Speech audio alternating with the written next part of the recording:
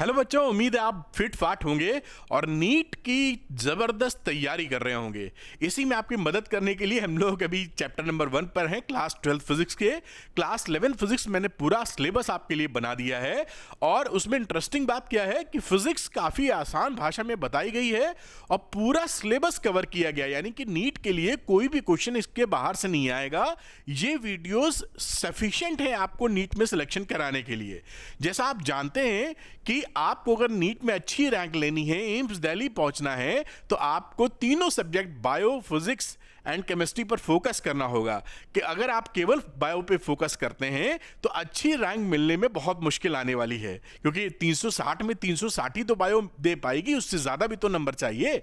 तो आप फिजिक्स को आसान भाषा में समझने के लिए मेरे साथ जुड़ सकते हैं। अभी मैं बात करूंगा चैप्टर नंबर 1 की, क्लास 12 फिजिक्स की, कूलॉम्स लॉ की, और एकदम आसान भाषा में मैं आपसे बात करने वाला हूं और पूरा सिलेबस कवर करने वाला हूं, जिससे आपको ट्रेमेंडस फायदा हो।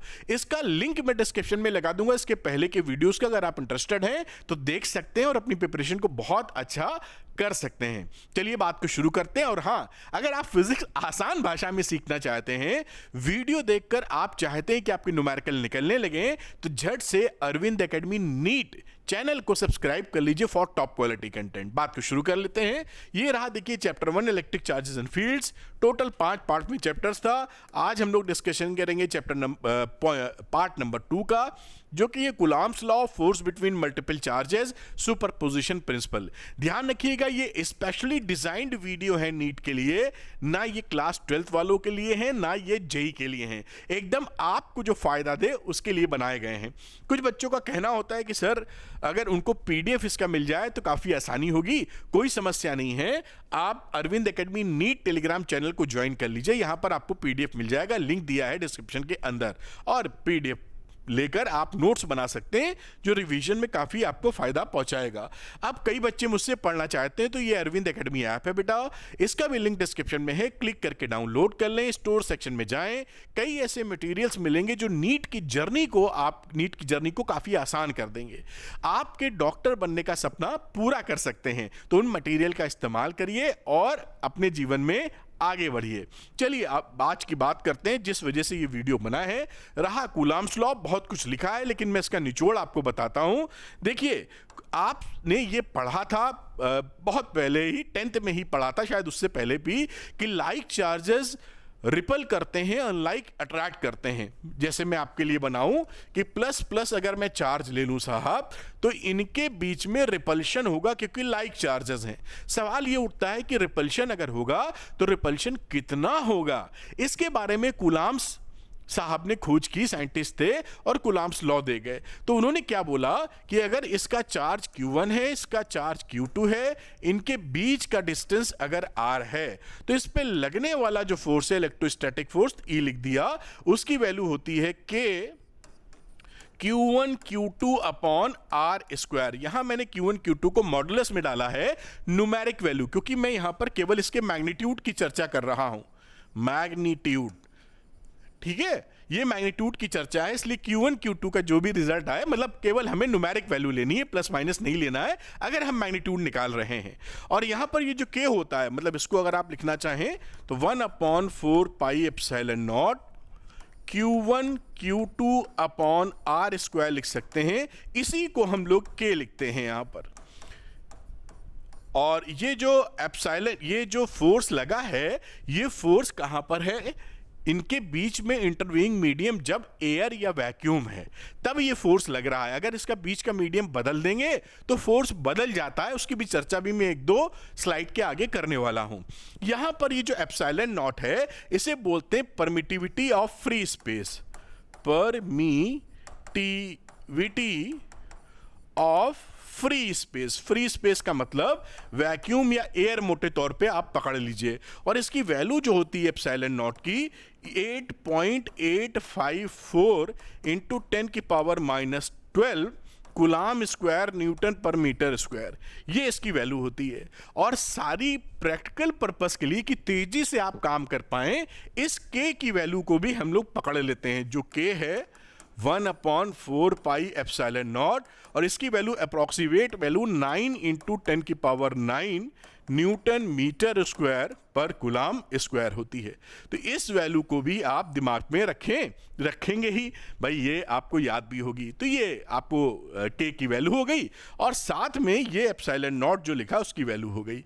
तो कूलाम साहब ये बता दिए कि दो चार्जेस के बीच में, अगर एक का चार्ज Q1 है एक का Q2 है, उनके बीच का डिस्टेंस अगर R है तो एक दूसरे पर कितना फोर्स लगाएंगे। अगर ये लाइक चार्जेस हैं तो रिपल्शन, अनलाइक है प्लस माइनस तो अट्रैक्शन। ये बात हो जाती है। लेकिन ये फॉर्मूला ना अपने आप में इनकम्प्लीट है। क्यों इनकम्प्लीट है?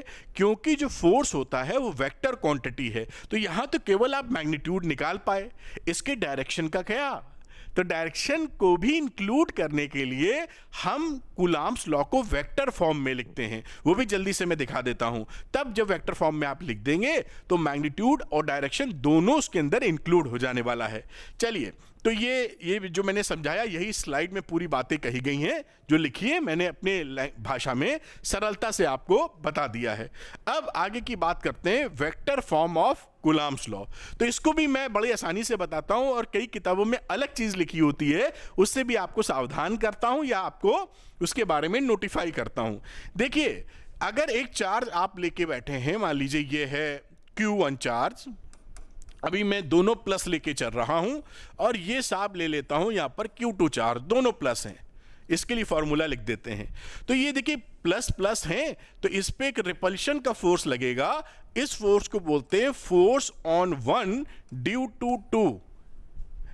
इसको बोलते हैं यहां पर जो फोर्स लगेगा force on two due to one. ये लिखने का मतलब है, मैं इसको सारी चीज लिख नहीं रहा हूं क्योंकि इतना तो आप समझते ही हैं, मैं याद दिला रहा हूं। देखिए F12 लिखने का मतलब क्या है? एक चार्ज वन पर जो फोर्स लग रहा है दो के द्वारा, तो force on one due to Q2।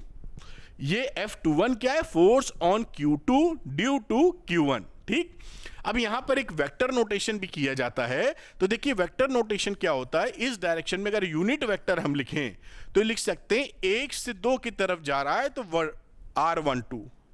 इसको अगर लिखें यहां पर R कैप यूनिट वेक्टर 2 से 1 की तरफ जा रहा है तो 2-1। ये 2-1 लिखने का मतलब है 2 से 1 की तरफ जा रहा है। इस तरह से वेक्टर नोटेशन होता है। ये यूनिट वेक्टर है। यूनिट वेक्टर का मतलब क्या होता है? इसका मैग्नीट्यूड 1 है और डायरेक्शन आपके सामने है।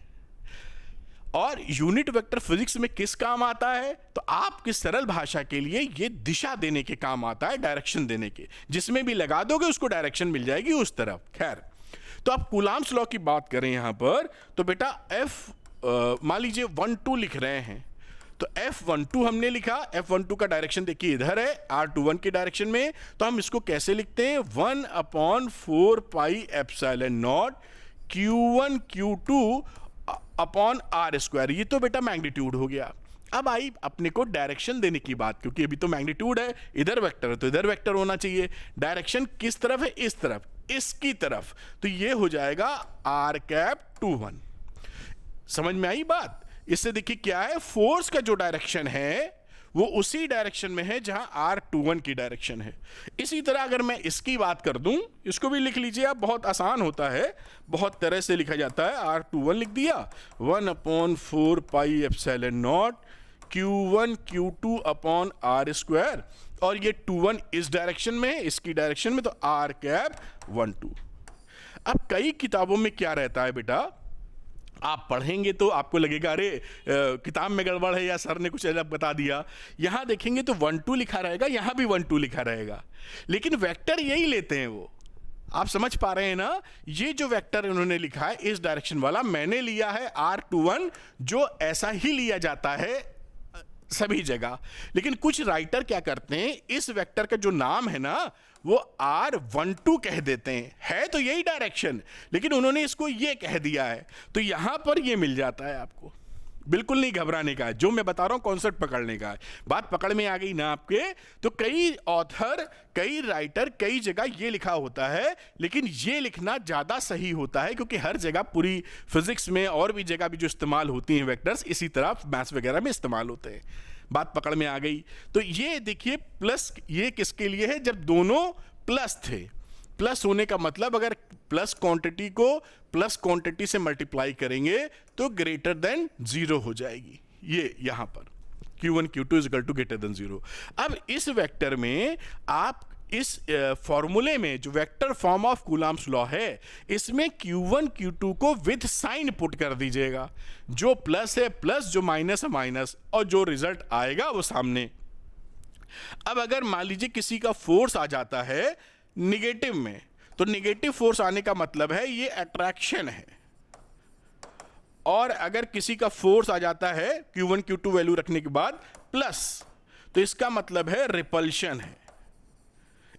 तो इतना आप पकड़ सकते हैं अगर आप प्लस माइनस के साथ चीजों को रख रहे हैं। बात समझ गए होंगे आप। यहां देखिए Q1 दोनों प्लस थे तो प्लस इंटू प्लस, प्लस ही आएगा, ग्रेटर देन 0 ये रिपल्शन, और एक प्लस ले लो एक माइनस, तो प्लस इंटू माइनस माइनस होता है, तो लेस देन 0 ये अट्रैक्शन, यानी अगर ये प्लस है ये माइनस है तो दोनों में अट्रैक्शन हो जाएगा, और ये इक्वेशन बिल्कुल बैठ जाती है। तो इसे बोलते हैं वेक्टर का कूलम्ब्स का वेक्टर फॉर्म। तो इसको भी आप समझ गए किस तरह इसको लिखते हैं, यही चर्चा इसके अंदर की गई है जो मैं आपको समझाया हूं।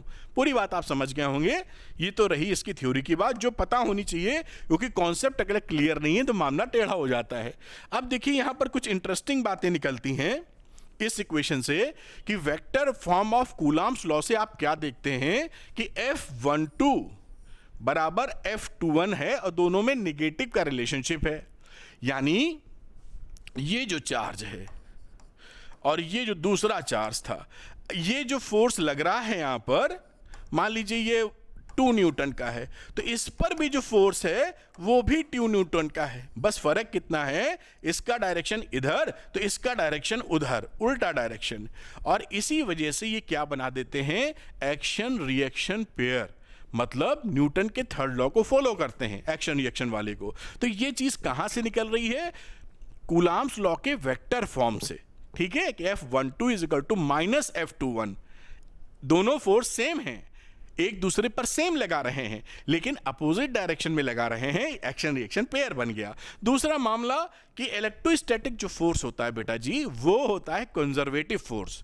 तो आप जानते थे कि कंजर्वेटिव फोर्स क्या फोर्स होते हैं, कि उनके द्वारा जो वर्क डन किया जाता है वो पाथ डिपेंडेंट नहीं होता, इनिशियल फाइनल पोजीशन पे डिपेंड करता है। कहने का मतलब कि किसी भी अगर ए पॉइंट से बी पॉइंट को कोई चार्ज आप ले जा रहे हो इन दी इलेक्ट्रोस्टैटिक फील्ड, तो आप सीधे लेके जाओ, ऐसे घूम के पहुंचो यहां, या कुछ भी आप करो, ऐसे पहुंचो, सभी 1 2 3 तीनों पाथ में जो वर्क डन आने वाला है वो सेम आने वाला है,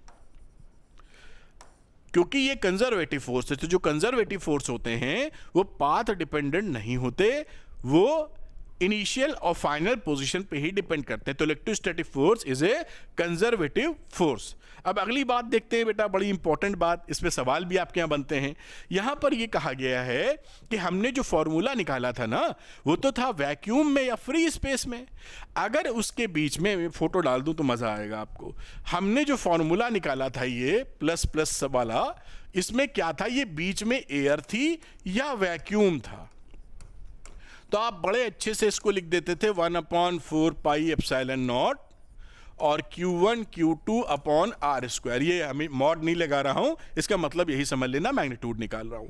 लेकिन अगर इसके बीच में ना हम कोई अगर इंटरवीइंग मीडियम डाल दें, डाइलेक्ट्रिक भर दें, मान लीजिए इसके बीच में हम ये एयर नहीं रखे हैं, पानी भर दिया, सपोज करिए वाटर पूरा इसके अंदर फिल कर दिया, आपने देखा ना। तो अगर इसका फोर्स F है तो इस नए वाले का जो फोर्स होता है ना इलेक्ट्रोस्टैटिक, वो अगर इसका डाइलेक्ट्रिक कांस्टेंट K है तो K टाइम्स कम हो जाता है, ये F अपॉन K हो जाता है। समझ रहे हैं, ये जो घटना है ये ग्रेविटेशनल फोर्स में नहीं होती है। वो ग्रेविटेशनल पढ़े थे ना, F equal to capital G m1 m2 upon R square. पृथ्वी है, धरती है और चंद्रमा है या सूरज है, उनके बीच जो फोर्स लग रहा है उसके बीच में मीडियम कोई हो चाहे ना हो, वो फोर्स नहीं बदलता, ये बदल जाते हैं भाई साहब। आप देख लिए ना कि इनके बीच का इंटरवीइंग मीडियम अगर आप चेंज कर दो, वाटर रख दो कुछ और फोर्स, ग्लिसरीन रख दो कुछ और फोर्स, लोहा लगा दो कुछ और फोर्स, लकड़ी रख दो कुछ और फोर्स। बात समझ में आ रही है? वो कितना हो जाएगा नया वाला फोर्स? अब जो फोर्स पहले था अपॉन के, ये के क्या है? इसको बोलते हैं डाइलेक्ट्रिक कांस्टेंट।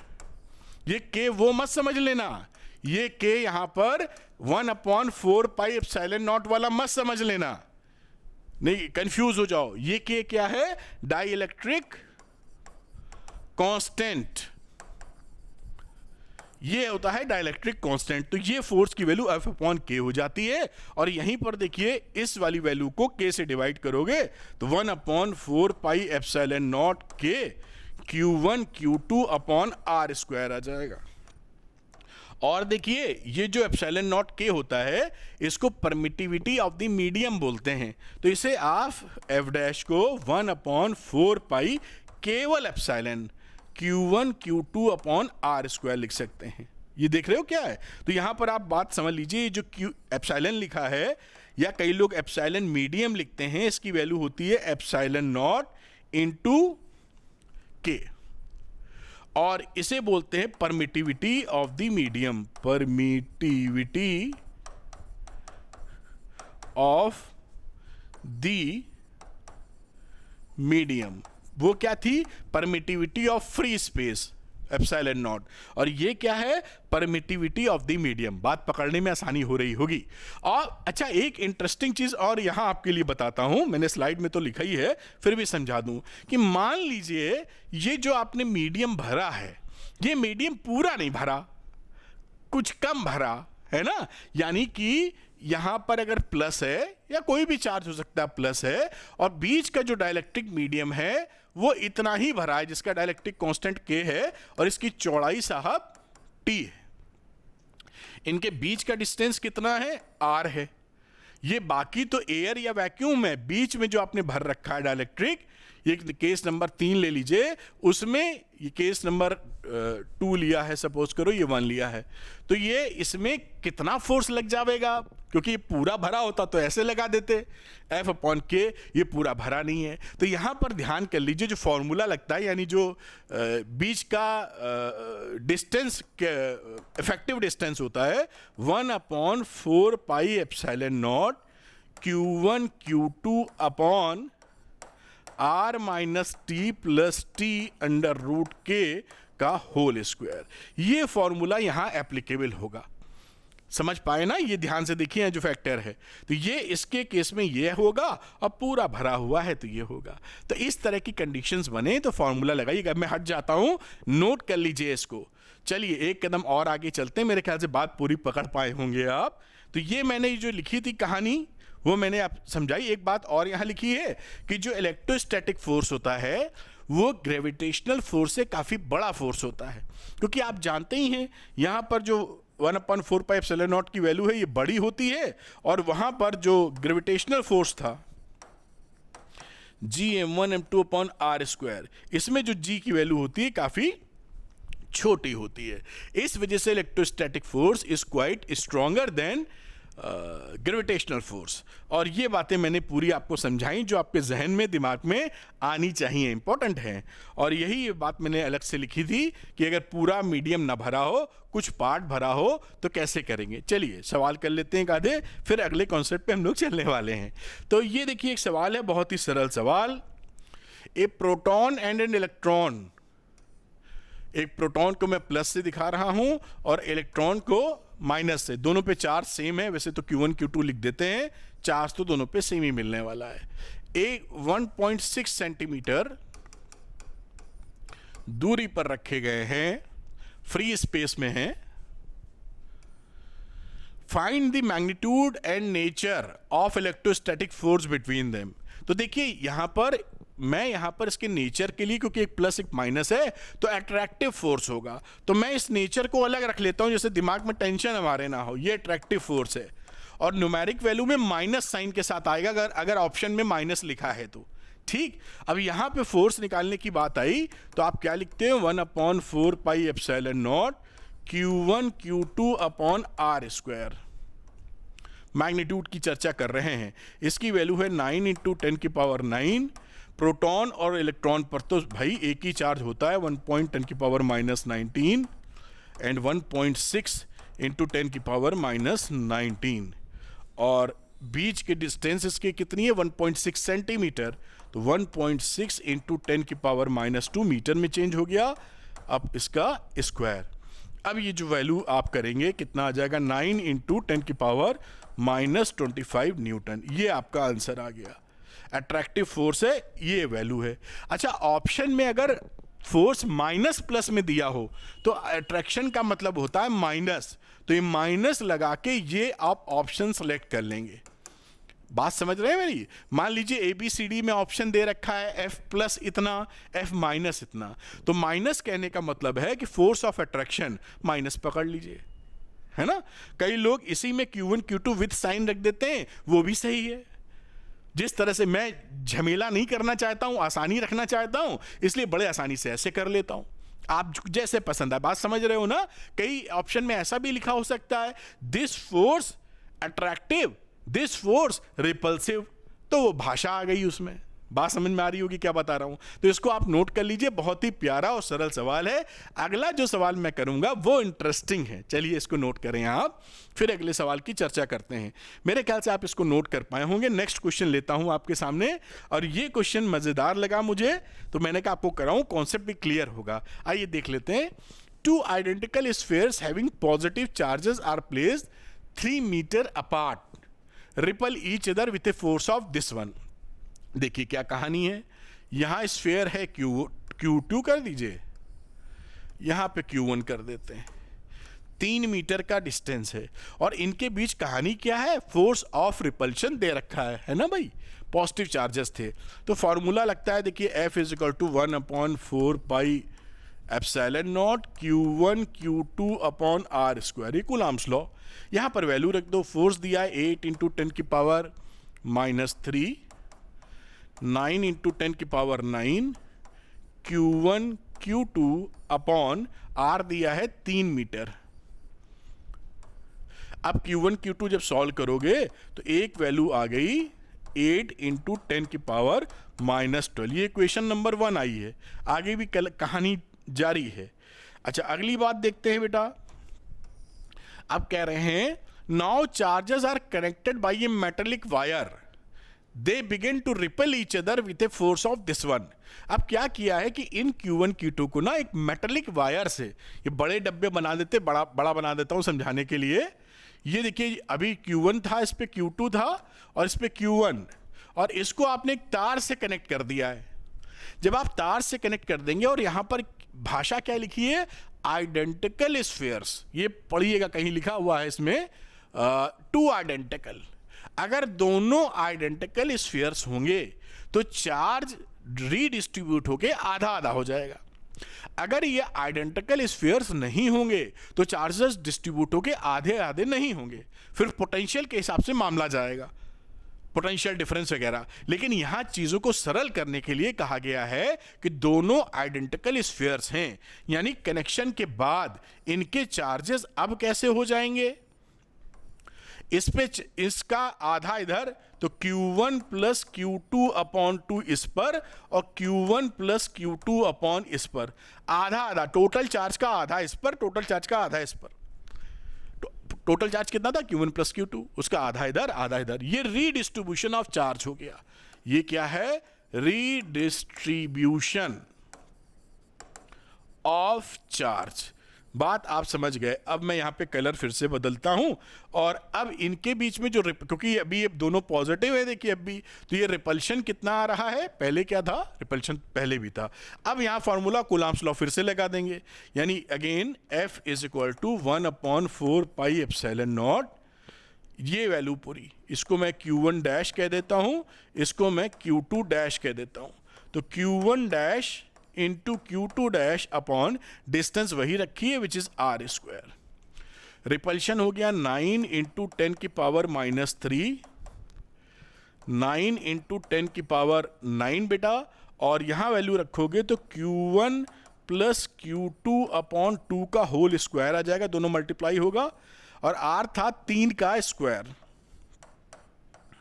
थोड़ा सा इसको ऊपर ले जाना पड़ेगा, अब इस दशा में इसको Q1 प्लस Q2 इसको सॉल्व कर लीजिए, तो यहां से Q1 प्लस Q2 कितना निकल आया आफ्टर सॉल्विंग 6 इंटू 10 की पावर -6। ये इक्वेशन नंबर 2 है, पहली वहां बन चुकी थी। निकालना इसमें क्या है, देखिए मैं आपको दिखाता हूं। निकालना है find the initial charges on the spheres, यानी Q1 और Q2 हमको पता करने हैं। अब ये दो इक्वेशन आ गई है, इन दो इक्वेशन को साइमल्टेनियसली सॉल्व करके आप Q1 Q2 की वैल्यू निकाल सकते हैं। कैसे निकालते हैं वो भी दिखा देते हैं। देखिए यहां पर एक आइडेंटिटी यूज कर लो जो 10th क्लास में यूज करते थे, Q1 माइनस Q2 का होल स्क्वायर बराबर Q1 प्लस Q2 का whole square minus 4 Q1 Q2। तो Q1 प्लस Q2 यहाँ से आ गया, 6 इंटू 10 की पावर -6 का whole square minus 4 Q1 Q2 हो गया 8 इंटू 10 की पावर -12। इसको फर्दर सॉल्व करेंगे तो 4 इंटू 10 की पावर -12। तो Q1 Q2 इसका रूट ले लो, Q1 माइनस Q2 की वैल्यू हो गई 2 इंटू 10 की पावर -6। ये इक्वेशन नंबर 3 है। अब इन दो इक्वेशन को आपस में जोड़ घटा दो और आंसर निकाल लो। तो सॉल्विंग इक्वेशन नंबर 2 एंड 3, एक बार जोड़ दोगे तो 2Q1, इसको जोड़ दीजिए 8/4, तो Q1 की वैल्यू हो गई 4 इंटू 10 की पावर -6 कूलाम। इसी तरह से Q2 की वैल्यू निकल आएगी 2 इंटू 10 की पावर -6 कूलाम। ये आपका आंसर आ गया। ये एक अच्छा सवाल था, ऐसे सवाल आप लगा सकते हैं, इससे फंडा भी क्लियर होगा और आप में जो ट्विस्ट आएगा सवालों में उसको भी हैंडल कर पाएंगे।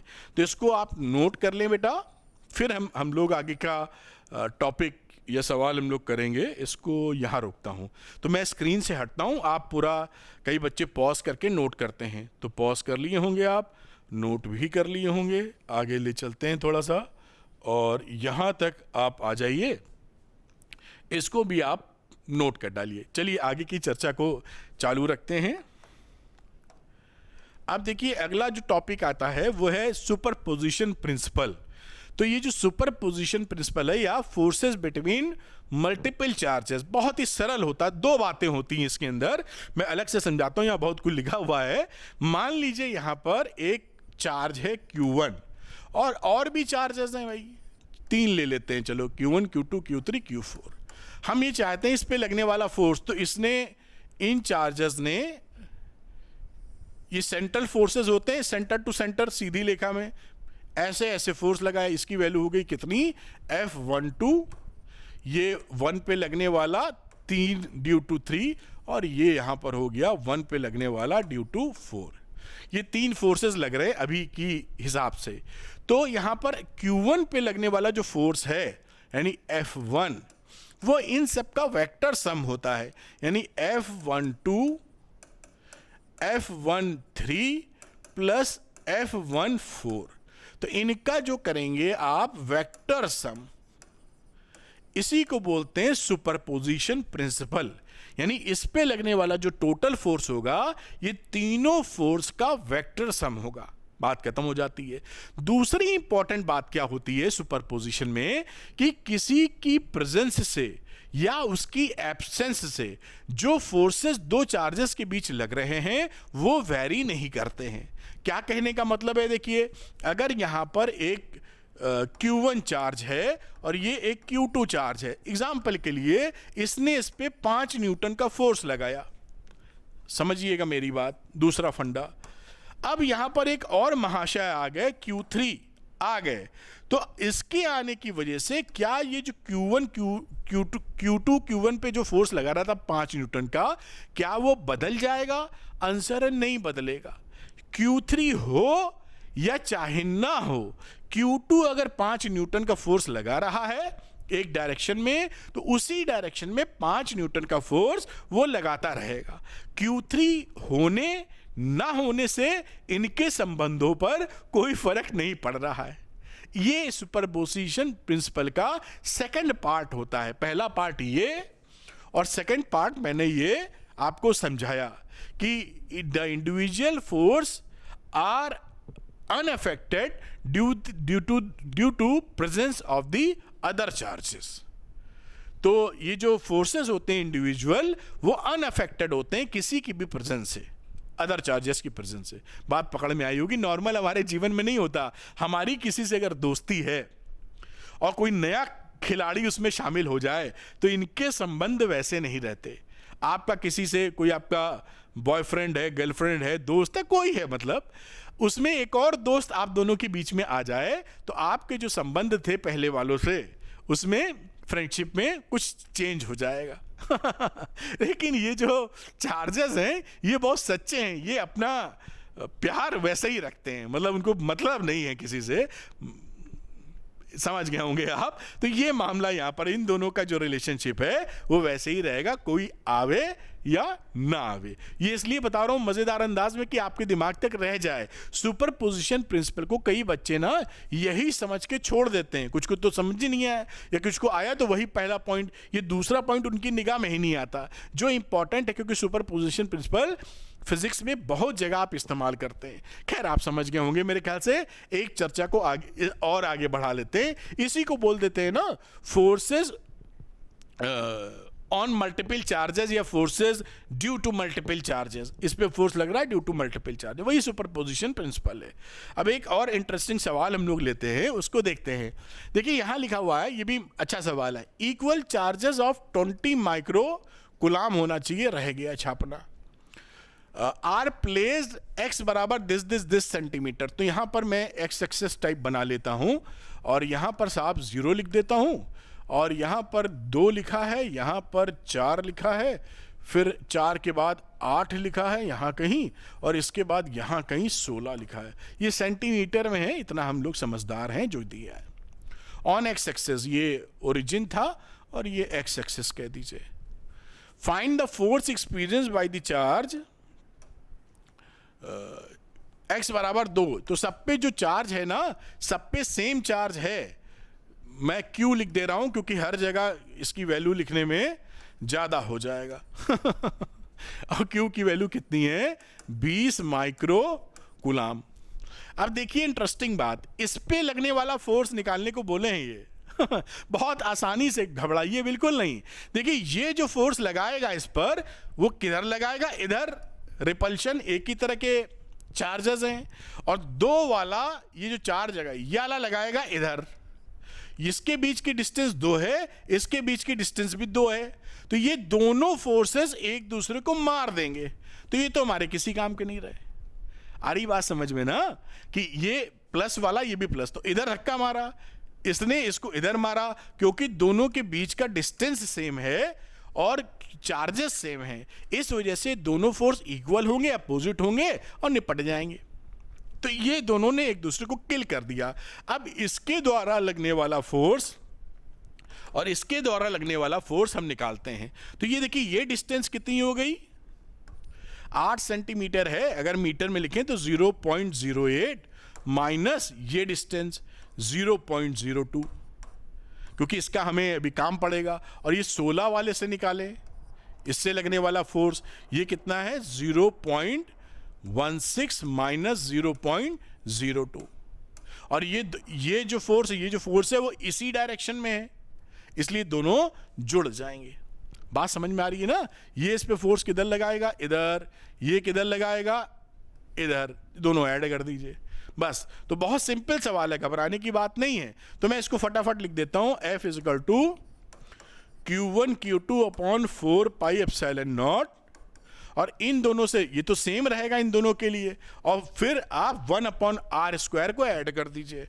तो 1 अपॉन इसके लिए आर स्क्वायर जो कि है 0.08 माइनस 0.02 का स्क्वायर प्लस 0.16 माइनस 0.02 का स्क्वायर। ये दोनों फोर्सेस ऐड कर दिए और वैल्यू रख दीजिए इसके अंदर। Q1 देखिए 1/4 पाई एप्सिलॉन नॉट हो गया 9 इंटू 10 की पावर 9। Q1 Q2 की बात करें तो 20 माइक्रो कूलाम था, तो 20 इंटू 10 की पावर -6 का, दोनों सेम ही वैल्यू है तो ये स्क्वायर हो जाएगा। यहां पर वैल्यू आ जाएगी 1/0.06 का स्क्वायर प्लस 0.14 का स्क्वायर, और इसको कैलकुलेट करेंगे जब आप तो आएगा 1.2 इंटू 10⁻³ न्यूटन। ये देखिए एक सवाल जो आपको लगता है कि बड़ा भारी भरकम है, ऐसा कुछ नहीं है। थोड़ा सा हमेशा सवाल टुकड़ों में पढ़िए, रफ स्केच, रफ डायग्राम बना लीजिए, उससे बहुत तेजी से समझ में आएगा, एकदम सवाल निकलेंगे। जहां प्रैक्टिस आपकी बढ़ती गई वहां ये स्पीड इतनी तेज हो जाएगी कि आप अपने आप पर विश्वास नहीं कर पाएंगे कि आप ही हैं जो चुटकियों में न्यूमेरिकल निकालते हैं। सही बता रहा हूं आपको। खैर इसको नोट कर लीजिए, आगे की चर्चा करते हैं हम लोग। तो इसको आप नोट कर पाए होंगे पॉज करके।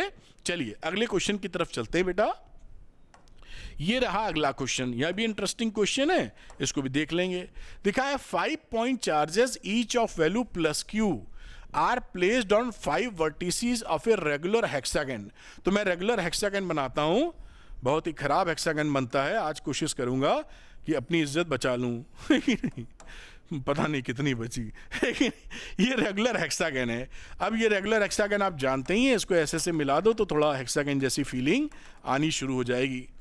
अब यहाँ 5 वो हैं, 5 वर्टिसेस पे चार्ज रखा है, तो उसको A, यहाँ पे Q1 चार्ज, सेम चार्ज है, शायद Q चार्ज है, मैं Q ही रख देता हूँ। ये B हो गया, ये Q है, ये C D E, सब पे चार्ज कितना है? Q 5 पर। और कह रहा है what is the magnitude of the force on A point charge of value -Q coulomb placed at the centre of the hexagon. यहां पर आपने रख दिया है -Q चार्ज, देख पा रहे हैं ना। अब पूछ रहे हैं कि भाई बताओ कि -Q पर कितना फोर्स है। तो देखिए आपको एक और इसकी लेंथ वेंथ दी है, hexagon of side A metre, ये कहानी है A मीटर की। आप जानते हैं रेगुलर हेक्सागन में ये आपका इक्विलैटरल ट्रायंगल बन जाता है। ये आपको ज्योमेट्री से, बड़ी सिंपल ज्योमेट्री से मालूम रहता है। ये सारे ट्रायंगल क्या हैं? इक्विलैटरल, सब ए। बढ़िया। अब दूसरी बात देखिए कि इस -Q पर ये जो A वाला है ये अपनी तरफ प्लस है, ये माइनस है, तो इसको ऐसे खींचेगा, देखिए कहो हाँ खींचेगा। D वाला अपनी तरफ खींचेगा, ये इसने एक दूसरे को मार दिया, इक्वल एंड अपोजिट फोर्सेस। अब इनकी कहानी देखो, B वाला अपनी तरफ खींचेगा अट्रैक्टिव फोर्स, उतना ही फोर्स E वाला अपनी तरफ खींचेगा, इसने इसको मार दिया। कितना सरल है, ठीक। अब बचा कौन? इसको नहीं मारने वाला बचा है, तो यही फोर्स यहां पर हमारे हाथ में बच रहा है। ये C जो पॉइंट मैंने पकड़ा है Q वाला, यही फोर्स आप निकाल लो। बड़ी समझ में आए ना लॉजिक, बहुत सिंपल। तो F इज इक्वल टू 1/4πε0, एक Q है, दूसरा माइनस, मैं मैग्नीट्यूड निकालूं तो Q इंटू Q/A², ये फोर्स आ गया। और ये फोर्स कैसा है? अट्रैक्टिव टुवर्ड्स C, ठीक, एस इन फिगर समझाने के लिए। बाकी जो सिचुएशन होगी निकाल लीजिएगा। और भी कई तरीके से कर सकते हैं, लेकिन ये मुझे सरल लग रहा है आपको समझाने के लिए। तो ये मेथड आप अप्लाई कीजिए और चुटकियों में सवाल को ख़त्म कीजिए। मेरे ख्याल से आप इसको कर पाए होंगे। एक सवाल और लेते हैं जिससे आपको अच्छे सवालों की प्रैक्टिस बने और मज़ा आ पाए। नेक्स्ट क्वेश्चन लेते हैं। तो यहाँ लिखा हुआ है 2 फिक्स चार्जेस। देखिए 2 फिक्स चार्जेस हैं। फिक्स चार्जेस का मतलब जो मूव नहीं कर सकते। एक +Q है बेटा, +4Q, और डिस्टेंस 3 मीटर है। ये बीच का डिस्टेंस हो गया साहब 3 मीटर, और यहां पर दूसरा चार्ज है +Q, ठीक। अब कह रहा है कि at what point between the charges a third charge +Q must be placed to keep it in equilibrium. यहां कहीं मान लीजिए +Q चार्ज आप रखकर इक्विलिब्रियम लेना चाहते हैं। देखिए ये यहां पर ये ध्यान रखिएगा, ये फिक्स्ड चार्जेस की बात की गई है। अगर ये फिक्स्ड चार्जेस नहीं होते, खुद भी भाग सकते होते, तो तीनों प्लस में इक्विलिब्रियम स्टैब्लिश ही ना होता। खैर उसकी चर्चा हम अभी नहीं कर रहे हैं। फिक्स्ड चार्जेस का मतलब क्या है कि आपने खूंटा गाड़कर इसको बांध दिया है। अब ये भाई साहब भाग नहीं सकते, है ना, समझते हैं ना, बिल्कुल आसान घर की भाषा। कील ठोक के, कील तो बहुत हल्की लग रही है, कीला ठोक के, खूंटा खूंटा ठोका और उससे रस्सी से बांध दिया, जिससे भी बांध दिया, ये भाग नहीं सकते हैं। तो यहां पर ये प्लस क्यू को हम इसके बीच में कहां रखें कि ये इक्विलिब्रियम में हो, तो ये प्लस क्यू उसके बीच में ही आएगा। देखिए क्यों बीच में आएगा, क्योंकि ये जो फोर्स लगाएगा रिपल्शन का इधर और ये जो फोर्स लगाएगा इस पर रिपल्शन का इधर, ये दोनों फोर्सेस अपोजिट हैं तो नलीफाई हो सकते हैं, कट सकते हैं, इक्विलिब्रियम मिल सकता है। लेकिन अगर किसी और तरफ चले जाए, मान लीजिए यहां, तो जिसने भी रिपल्शन लगाया इधर और इसने भी रिपल्शन लगाया इधर, तो दोनों फोर्सेस एक ही डायरेक्शन में है, तो कट नहीं सकते। इसी तरह यहां पर हो जाएगा, दोनों एक ही डायरेक्शन में, कट नहीं सकते। तो हमारा ये जो क्यू भाई साहब होंगे इनके बीच में होंगे। बीच का मतलब मिडिल पॉइंट मत समझना, बीचों बीच नहीं, बीच में मतलब इन बिटवीन, ठीक है। अब इसको बड़े आसानी से आप कर सकते हैं। यहां कोई डिस्टेंस ले लो, पकड़ लो, ये पकड़ लिया बेटा x, तो ये कितनी हो गई, अरे ये तो बहुत ही सरल, 3 - x। अब यहां पर इक्विलिब्रियम के लिए क्या होगा, ये दोनों फोर्सेस होने चाहिए बराबर। इसका नाम अगर मैं 1 कर दूं तो ये मान लो F1 है, इसको 2 कह दूं तो इसका नाम F2 है। तो दोनों फोर्सेस F1 बराबर F2 इक्विलिब्रियम के लिए बराबर होने चाहिए। तो F1 की वैल्यू क्या हो गई, K मतलब कूलम्ब्स कांस्टेंट वाला K 1/4πε0, ये रहा आपका 4Q into Q upon x square. F2 रहा Q into Q upon 3 - x का होल स्क्वायर। अब देखिए यहां से K काट दीजिए, ये Q स्क्वायर मतलब ये भी कट जाएगा, वैल्यू क्या बचेगी, 4/x² बराबर 1/3 - x का होल स्क्वायर। अब फर्दर इसका रूट ले लीजिए आप, मैं इधर ही कर देता हूं, तो ये बचा देखिए 2/x बराबर 1/3 - x, और यहां से वैल्यू कितनी आ गई, 6 - 2x बराबर x, यानी x बराबर 2 मीटर। यहां पर ध्यान रखिएगा बेटा कि मैथमेटिकली जब स्क्वायर हटाते हैं तो प्लस माइनस साइन आता है। यहां पर प्लस माइनस साइन आ भी जाएगा तो हमको तो प्लस ही वाला लेना है, माइनस लोगे तो उधर चला जाएगा। सब क्या कह रहा हूं आपको समझाने की कोशिश कर रहा हूं, जैसे सही चीज पकड़ पाए। जैसे आप स्क्वायर को हटाओगे, रूट लोगे तो आ जाता है 2/x is equal two plus minus 3 - x। अब देखिए प्लस लिया था तो ये वैल्यू हमको मिल गई थी, अगर आप निगेटिव ले लेंगे तो 2/x बराबर -3 + x, निगेटिव ले लिया तो ये वैल्यू देखिए कुछ उल्टा लिख गए हैं, 1 है ये। अगर हमने माइनस ले लिया है तो ये -1/3 - x, तो ये हो जाएगा 6 - 2x बराबर -x, और ये x बराबर 6 सेंटीमीटर, ये 6 मीटर जो भी था, सेंटीमीटर मीटर किस में है, मीटर। और ये एप्लीकेबल नहीं है, क्यों, क्योंकि 6 मीटर का केस है।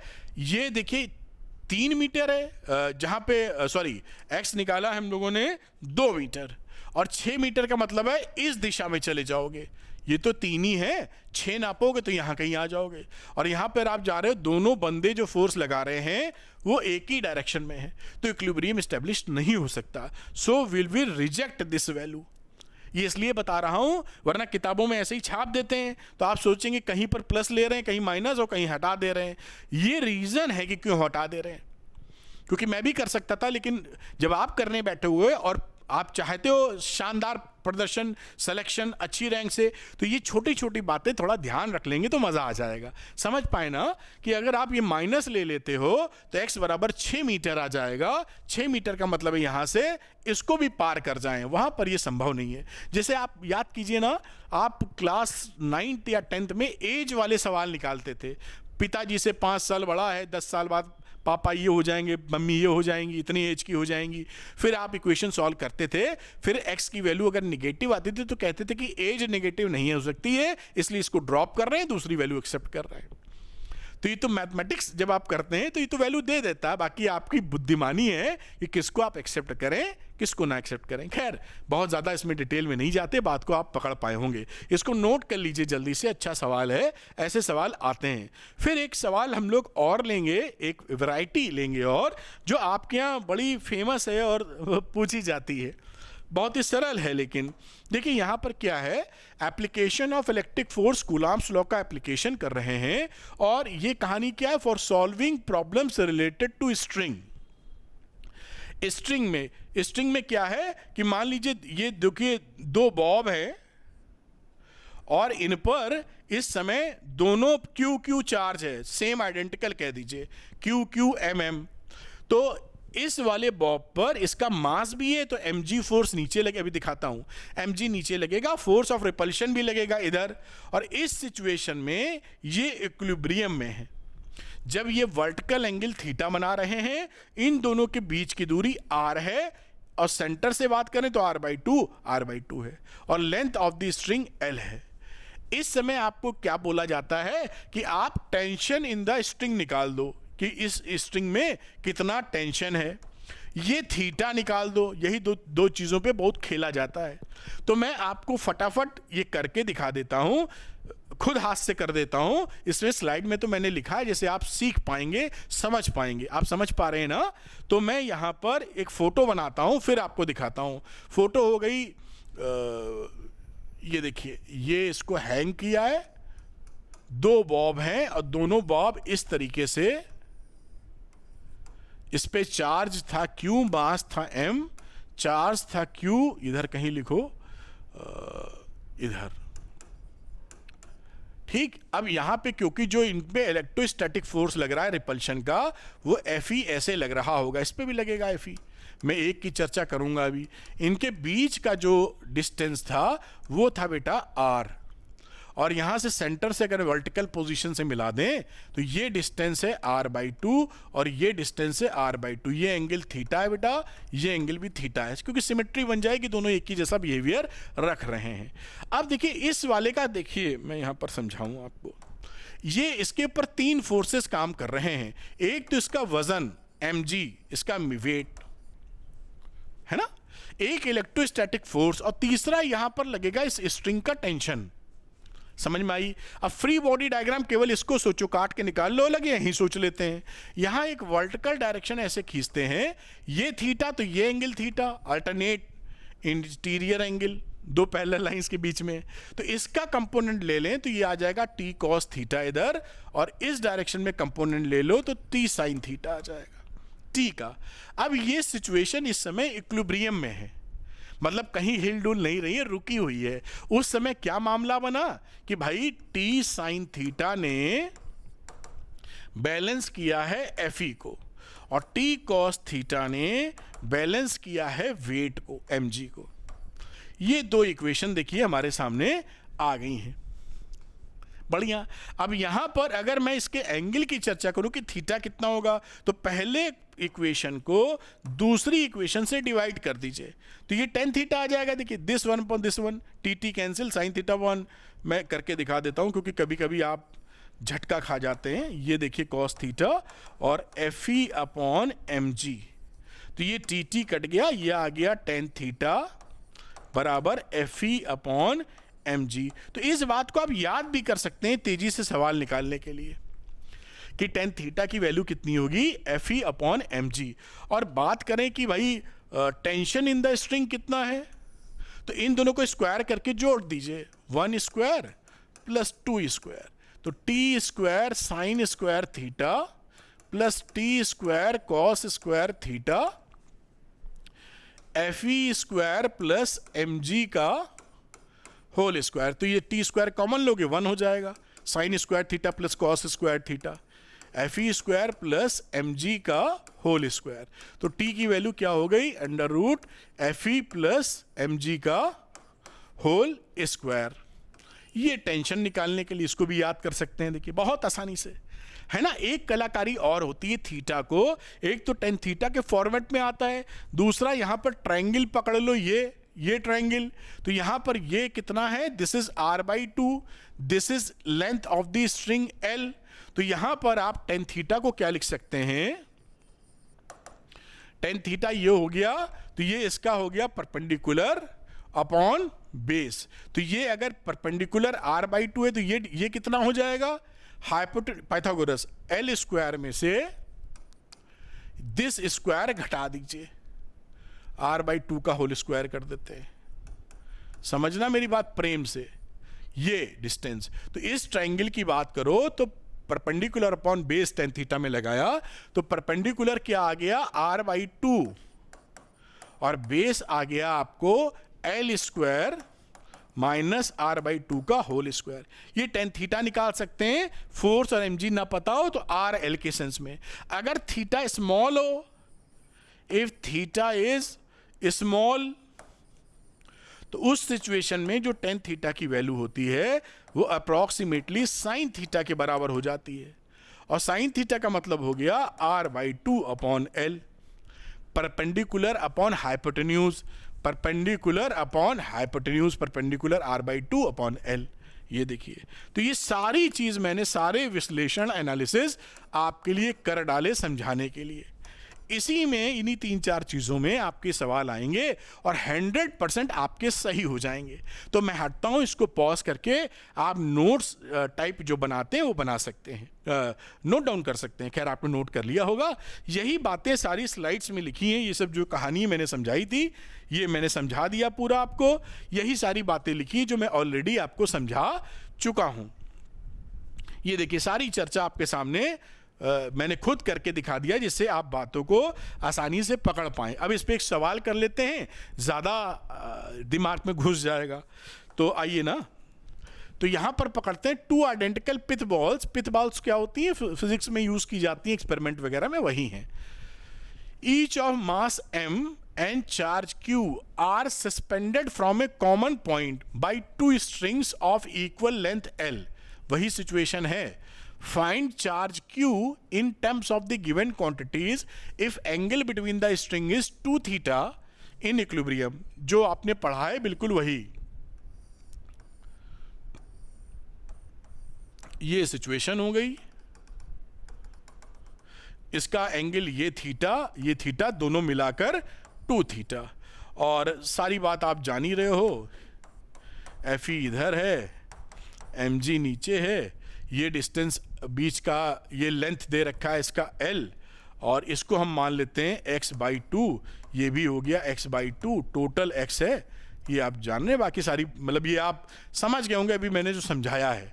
अब यहाँ पर आप जानते थे, अब मैं वैसे ही ब्रेक करके कर सकते हो, या मैं सीधे कहूँ तो आप कोई लिए फॉर्मूला देखिए निकाला था, tan थीटा की वैल्यू क्या थी, Fe/mg। इसी सिचुएशन में डराइव किया था ना। आप चाहो तो फिर से इसमें लगा दो, t sin थीटा बराबर फलाना, t cos थीटा बराबर धमाका, और फिर आप उसको क्लिक करके याद कर लो फास्ट तरीके से, और ये हमने पकड़ लिया। अब Fe का मतलब क्या है, 1/4 pi epsilon naught q1 q2 यानी q square upon x square. भाई ये Fe तो इसके बीच का है ना, दिस इज x, तो इन दोनों के बीच का Fe कितना है, इतना है, अपॉन मास इनटू ग्रेविटी।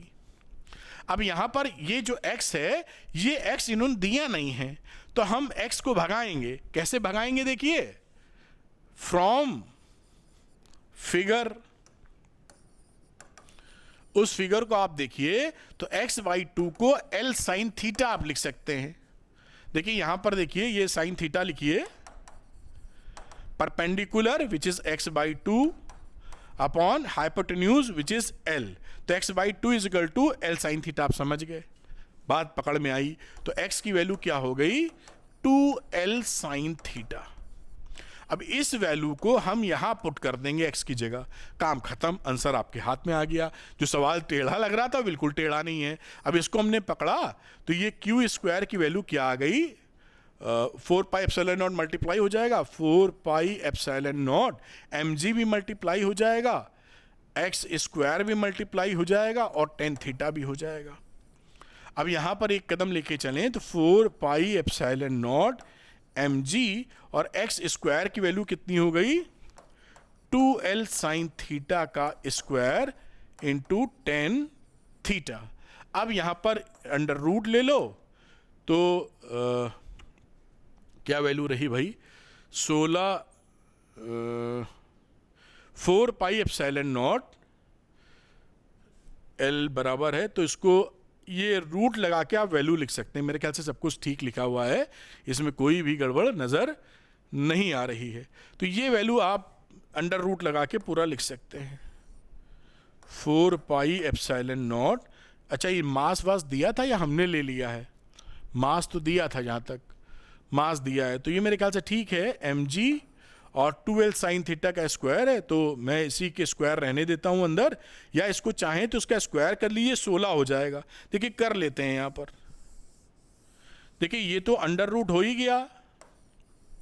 अब इसको खोलोगे तो आ जाएगा 4 इंटू 4 यानी 16, तो 16 पाई एप्सिलॉन नॉट mg, ये रहा एल स्क्वायर, ये रहा sign square theta into tan theta, और ये रूट में है, ये आपका आंसर आ गया। तो इस तरह के सवाल देखिए, अगर आपको आपने पकड़ के ये एक शॉर्टकट टाइप याद कर रखा है तो बहुत सारे स्टेप बचा देगा, झट से आपका सवाल हो जाएगा। अदरवाइज आप यहाँ T sine theta T cos theta को ब्रेक करके भी कर सकते हैं। दोनों चीजें आपके हाथ में है, आप देख लीजिए और कर लीजिए। खैर आप इसको नोट कर पाए होंगे। अभी मैं एक बहुत ही बढ़िया सवाल आपको कराऊंगा, अगले सवाल पे चलते हैं। उसको करने से पहले कॉन्सेप्ट सीख लेंगे, लामीज थ्योरम। तो लामीज थ्योरम क्या कहती है, देखिए लामीज थ्योरम कहती है कि अगर तीन का मतलब only 3 forces congruent forces, congruent मतलब एक ही पॉइंट पर लग रहे हैं, ऐसे एक फोर्स है मान लीजिए F1 इधर, एक फोर्स है F2 इधर और तीसरा F3 इधर। फिर से अगर कोई 3 फोर्सेस कॉन्ग्रुएंट मतलब एक ही पॉइंट पे लग रहे हैं और वो पार्टिकल इक्विलिब्रियम में है, तो उनके बीच में खास रिश्ता होता है। वो क्या रिश्ता होता है वो बताने जा रहा हूं। ठीक, तो क्या है situation, congruent 3 forces are in equilibrium, particle is equilibrium. तो यहां पर कुछ एंगल ले लीजिए, मान लीजिए ये इसी फोटो के हिसाब से लेना चाह रहा हूं जिससे गफलत ना हो, अल्फा, इसे ले लेते हैं एंगल बीटा और इनके बीच का गामा। तो आप F1 लिखिए और F1 के अपोजिट वाला एंगल यानी बाकी दोनों फोर्सेस के बीच का एंगल साइन अल्फा। फिर आप F2 लिखिए और F2 के अपोजिट यानी F1 F3 के बीच का एंगल बीटा, साइन बीटा, और इसी तरीके से F3 अपॉन साइन गामा। ये रिलेशन होता है। ये रिलेशन कब वैलिड होता है, जब 3 कॉन्ग्रुएंट फोर्सेस लगें और वो सिस्टम इक्विलिब्रियम में हो। इसे बोलते हैं लामीज थ्योरम। ये कई जगह आपकी बड़ी मदद करती है, सवालों की लंबाई को घटा देती है। अभी एक सवाल भी करके दिखाएंगे, इंटरेस्टिंग सवाल, मजा आ जाएगा आपको। खैर आप समझ पाए ना, इसे ही बोलते हैं लामीज थ्योरम। ये 3 कॉन्ग्रुएंट फोर्सेस सिस्टम इक्विलिब्रियम में हो तो ये कहानी कह सकते हैं। आ जाते हैं न्यूमेरिकल में, जिससे और आपको इंटरेस्ट आएगा और मजा आएगा। 2 identical ball each having a density rho are suspended from a common point by 2 insulating strings of equal length। बड़ी अच्छी बात है। Both the balls have equal mass and charge। दोनों बॉल पर equal mass और equal charge है। In equilibrium each string makes an angle theta with the vertical। तो पहले जो सिस्टम है देखिए यहां पर बनाता हूं, जो रामायण इन्होंने कही है वो क्या है, 2 बॉल ले लीजिए आप इस तरीके से, और टेंशन मान लीजिए T लग रहा है। ये सब बातें आप जान ही रहे थे। वर्टिकल से एंगल ये साहब थीटा है, ये भी थीटा है, और इसका जो वेट लग रहा है नीचे, फोर्स इलेक्ट्रोस्टैटिक इधर लग रहा है, और वर्टिकल से एंगल बनाएंगे तो दिस इज थीटा, ये टेंशन T है। ये आप समझ गए हैं। इस समय देखिए अब इसके बाद अगली कहानी क्या, ये क्या है, इन वैक्यूम। अभी देखिएगा सवाल क्या कर रहा है आपके साथ। अभी क्या करते हैं, नाउ बोथ द बॉल्स, अब दोनों बॉल को उन्होंने क्या किया, इमर्स्ड इन ए लिक्विड, इस पूरे सिस्टम को लिक्विड में डुबो दिया है। As a result the angle theta does not change, theta नहीं बदला। अब देखिए यहां पर फिर से आप बना लीजिए यही फोटो, और इस फोटो में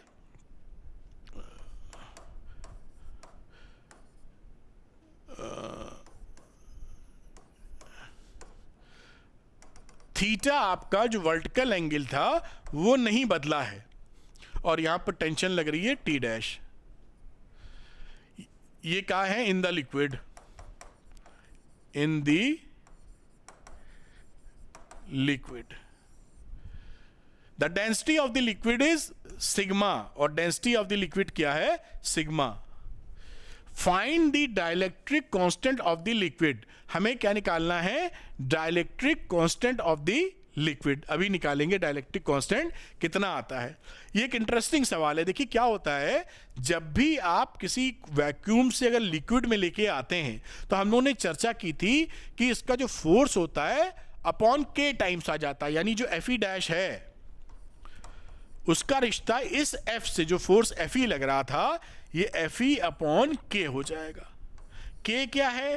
के है dielectric constant of the medium, जो हमें निकालना है। के क्या है? डाइलेक्ट्रिक कांस्टेंट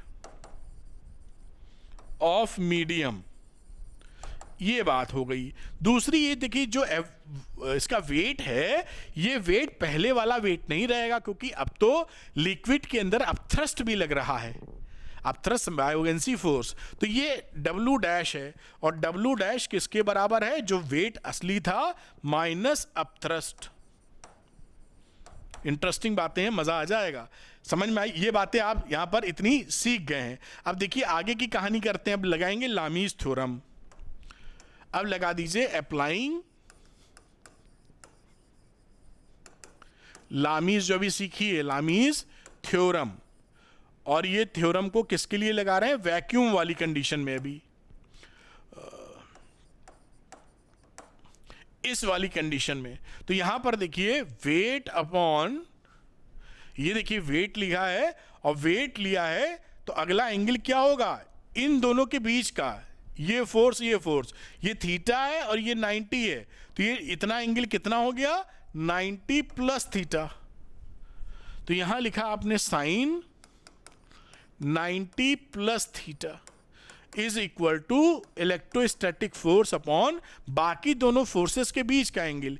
ये एफ ई है, तो ये टेंशन और वेट के बीच में एंगल ये कितना है? 180 में थीटा घटा दो, साइन 180 माइनस थीटा। अब यहां से आप जानते हैं साइन 90 प्लस थीटा क्या होता है? Cos theta. तो W अपॉन कॉस थीटा, और ये F E upon sine 180 minus theta क्या होता है? Sine theta. तो ये एक इक्वेशन हमारे पास आ गई, इक्वेशन नंबर 1।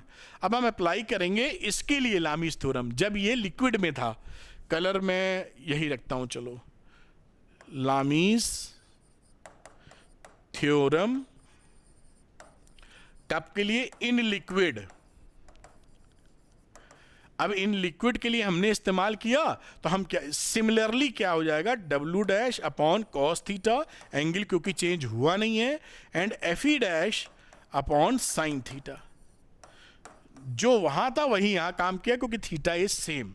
अब देखिए यहां पर आगे डिवाइड कर देते हैं इक्वेशन 1 2 को। ऑन डिवाइडिंग क्या लिख दीजिए? On dividing equation 1 by equation number 2। पहली को दूसरे से डिवाइड कर दिया, तो ये कॉस थीटा कैंसिल हो गया, तो W अपॉन डब्ल्यू डैश, और यहां वैल्यू आ गई F E upon F E dash. देखिए कितनी आसानी से निकल रहा है। अब F E upon F E dash यहां से पकड़ो। F E upon F E dash क्या था? के के बराबर। तो ये वैल्यू हो गई W upon W dash is equal to K. अब देखिए इसको लिखा के, W का तो वेट था, लेकिन W डैश क्या था? Wait minus upthrust. ये देखिए, अब इसको आर्किमिडीज या उसकी तरीके से वेट क्या होता है? Mass into density. तो मास इंटू डेंसिटी को कर दीजिएगा mg, तो v रो g। ये तो आप जानते ही होंगे, density is equal to mass upon volume. तो मास हो गया v into D, v into rho density, और g से मल्टीप्लाई वेट के लिए। और यहां पर लिख दीजिए, तो ये रहा v रो g माइनस अपथ्रस्ट की वैल्यू तो V और ये सिग्मा इंटू जी, भाई जो अपथ्रस्ट लगाएगा उसकी डेंसिटी जो आप बायोगेंसी फोर्स में पढ़ चुके हैं, ये वैल्यू आ गई। यहां पर देखिए आपका G और V कैंसिल हो जाएगा, क्या बचेगा, rho upon rho minus sigma.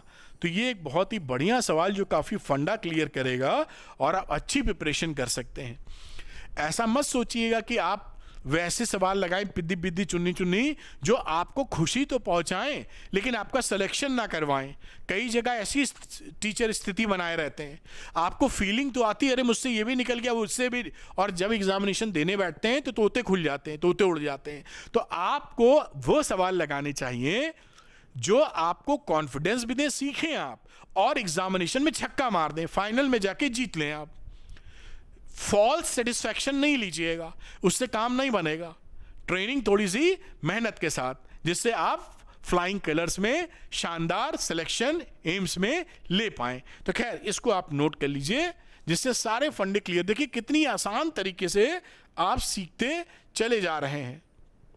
इसको मैं हटता हूं, इसको पूरा नोट कर लीजिए, स्क्रीन वीडियो को पॉज करके नोट कर ले। आप थोड़ा ऊपर कर देता हूं, बाकी चीजें भी नोट डाउन हो जाएंगी। अब देखिए आप समय आ गया है 3 क्वेश्चन चैलेंज का, यानी जो आपने आज पढ़ा है आज के ही टॉपिक से संबंधित 3 क्वेश्चन मैं आपको दूंगा और मैं उम्मीद करता हूं कि तीनों क्वेश्चन आप सॉल्व कर लेंगे। किसी वजह से नहीं कर पा रहे हैं तो वीडियो को उस पॉइंट पर, उस टॉपिक पर जाकर रिफर कर लीजिए 2 मिनट, फिर करिए, लेकिन करके छोड़िए, तभी इसका मतलब होगा कि आपको आया है। फॉल्स सेटिस्फैक्शन लेने से मजा नहीं आएगा।